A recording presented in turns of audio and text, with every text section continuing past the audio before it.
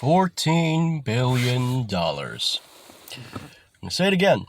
14 billion with a B dollars was just signed for funding for Ukraine. Again, 14 billion supposed to be going to Ukraine, as signed by our so-called elites. These are the same elites who said we can't have universal health care in this country, who said that we cannot eliminate student loan debt, at least all of it, ideally, but at least half, most. No, can't do that. We have crumbling roads. We have crumbling bridges. Our people are starving.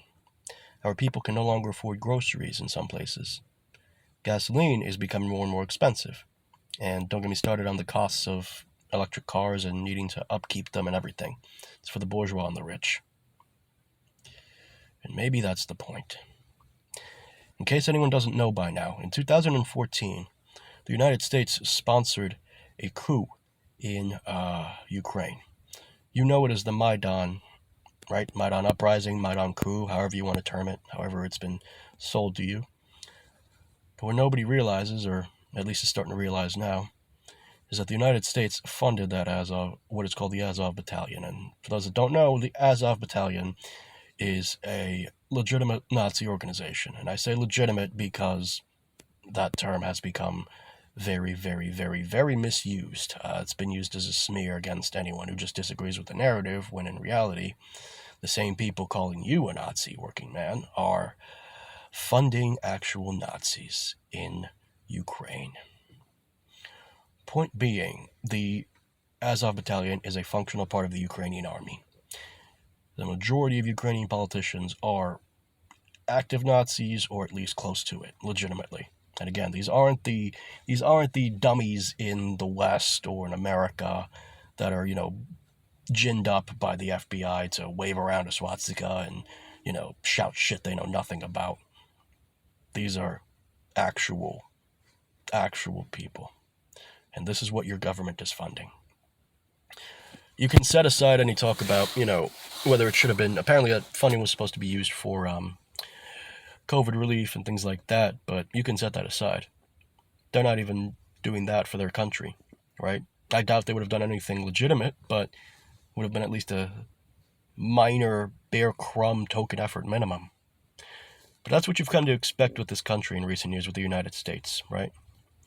It interferes abroad, right? And I'm going to say this. If you understand nothing else from all what I'm saying, if you don't understand the coup in 14, if you don't understand the levels of hypocrisy it takes to fund Ukraine, a foreign country, supposedly sovereign, even if it isn't, even if now it's a functional colony of the United States, which it is, even if you want to ignore the levels of hypocrisy of a government that gives $14 billion to a foreign country while ignoring you, working man, you, working woman, understand this. There's quite a bit of money laundering in Ukraine. Ukraine was notable for being one of the most corrupt countries in all the world, actually, outstripping what you would normally think of with corruption. But these conflicts, these coups, these fundings, these stirring the pot moments are done for one reason and one reason only. They are done to shut down domestic dissent. Quick example. Abby Martin, who's a pretty well-known journalist and has written exposés exposing a variety of people in the military-industrial complex, exposing the false narrative surrounding Palestine, so on and so forth. She had run shows for 8 years. Recently, YouTube took the action to delete all 8 years. I'm talking going back literally 8 years. I'm talking video after video after video about a slew of different topics. And YouTube wiped it out like that. Anybody who gets, was breaking the narrative gets called all sorts of names. Gets called planting disinformation, gets called a Russian agent, Nazi, ironically enough, right-winger, ironically enough. All the while, TikTok stars are being invited to the White House to talk about Ukraine. Now, for those that don't know, Chomsky, before he went senile and said you should vote for the current president, made up a term called manufacturing consent. And what that means is that the elites and the people who profit off of war and the status quo will push for ways to have you eagerly cheer along all the while doing what they truly want, regardless. They're just bringing you on board for the sake of, when you complain, they can turn around and say, oh, you were all for it before. Reminds me of a phrase someone once said that I knew in my life. That person would cause trouble, hurt people, mess with people, emotionally hurt people, and then turn around and say, I didn't do it to you, you did it to yourself. And that is a apt phrase for what is going on now, for what manufacturing consent is, for what is going on in this world.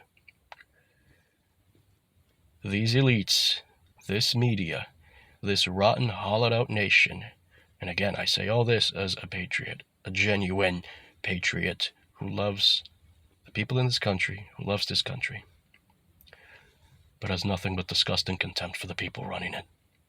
They're unworthy of the name leader, they're unworthy of the name elite, they're even unworthy of the name politician.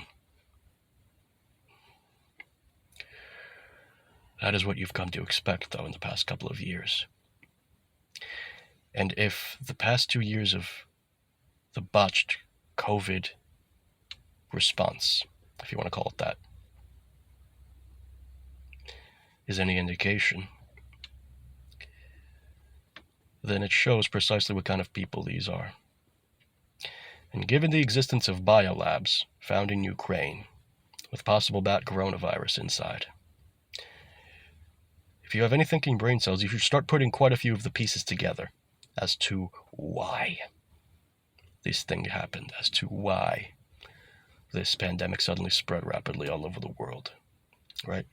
I'll give you another example of how you learn that this administration is, this country, this nation, these elites, so on and so forth, are hypocrites, double-sided, two-faced, on and on.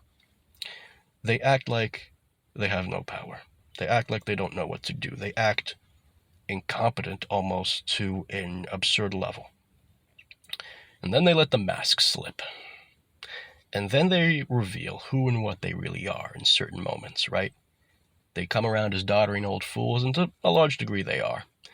But then there's a little bit of a moment where the mask slips and you start seeing who they really are. I saw this administration, and every administration before then, openly, let in thousands of immigrants from Central America, right?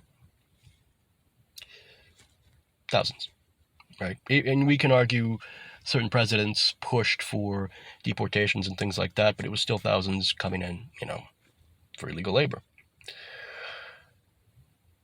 When there was a legitimate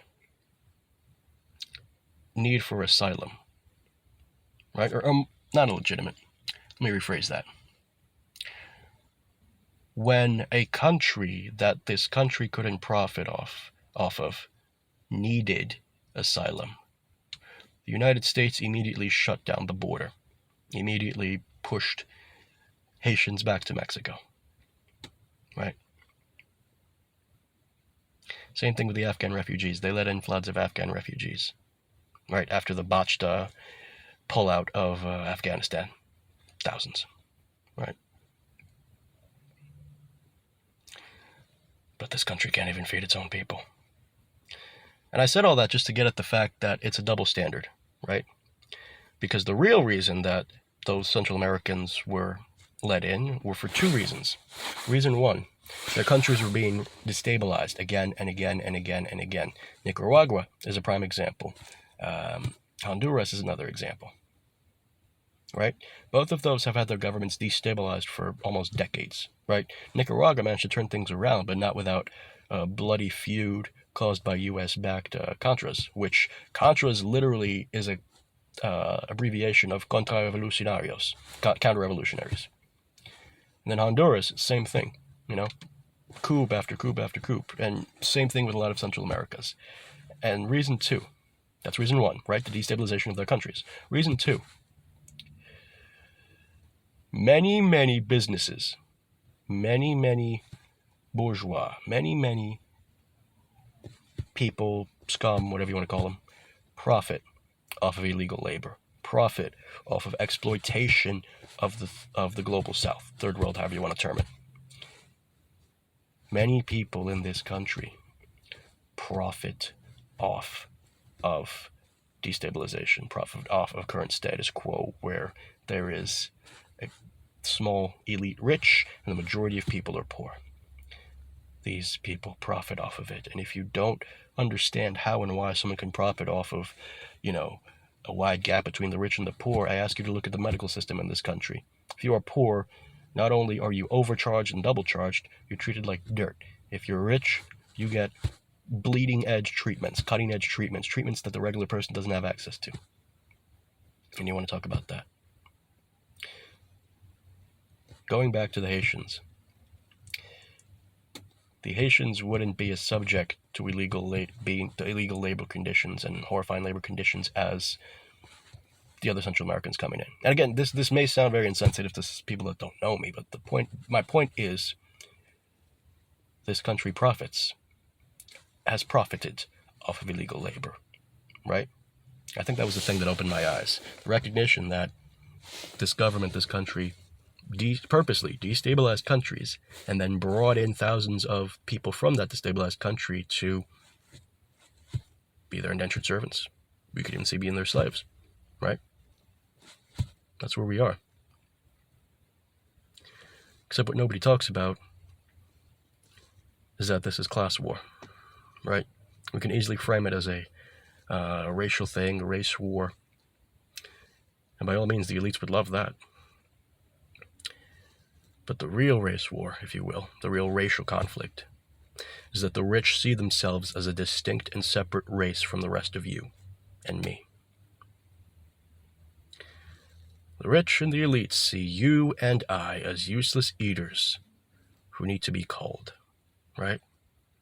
Why do you think there's GMOs in the food? Why do you think there's lead in the water and it's never been treated? Why do you think Flint, Michigan doesn't have clean drinking water? Why do you think certain goods and foods and snacks are sold in inner city communities and poorer communities, right? And they'll always frame that as a racial narrative, right? They'll always say, oh, it's, poor communities and communities of color. And they repeat that almost on loop, almost as to constantly tie your brain to the fact that only communities of color can be poor. But that is a complete filthy lie if you do any research. Point being,